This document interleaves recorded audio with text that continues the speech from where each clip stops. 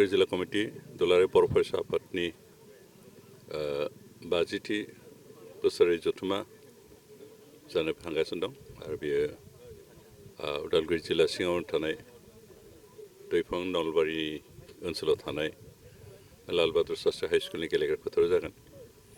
आरो दिनैनो बिनि गिबि खेब हिसाबै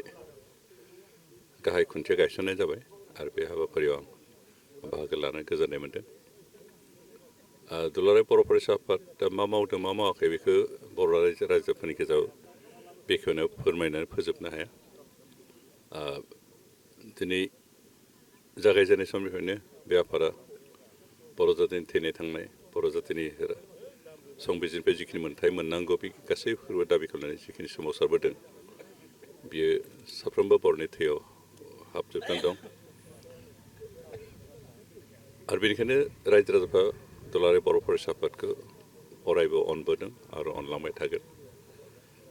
बिसोरनि नांगौ समाव रायजोफ्रा गोसो गोथारैनो मदद आरो हेफाजाब होदों आरो निसय होलांबाय थागोन। दिनै नैबे कनफारेन्सआव उदालगुरि जिल्ला कमिटिनि बडि चेन्ज जागोन आरो जों आसा खालामदों मोजां सुबुंनो जों बिबान होगोन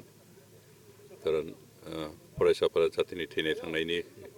खामानिफोरखौ मावबोदों आरो बेबायदि मावनो हानाय गोसो गोथार बेबायदि सुबुंखौनो जों बिबान होगोन। आसा खालामदों जे बे कनफारेन्सआ मोजाङै जाफुंथों आरो लोगोसे खावलायदों जे ओनसोलनि गासैबो बर'नि संगठन बर' थुनलाइ आफाद बर' मिडियाम प्राइमारि LP स्कुलनि फोरोंगिरि लोगोसे गुबुन गुबुन फसंथान लोगोसे जोंनि बे ओनसोलाव थानाय बाथौ समाज ब्रह्म समाज धोरोमनि गासैबो फसंथानबाबो बे कनफारेन्सआव दुलाराय बर' फरायसाफोरखौ मदद आरो हेफाजाब होगोन आं बेखौनो आसा खालामदों। जों आसा खालामदों बे माबाया कनफारेन्सआ मोजाङैनो जाफुंथों खारन साक्सेस जाथों आरो मानोना कनफारेन्सआ साक्सेस जानाय मिन्स जे बर'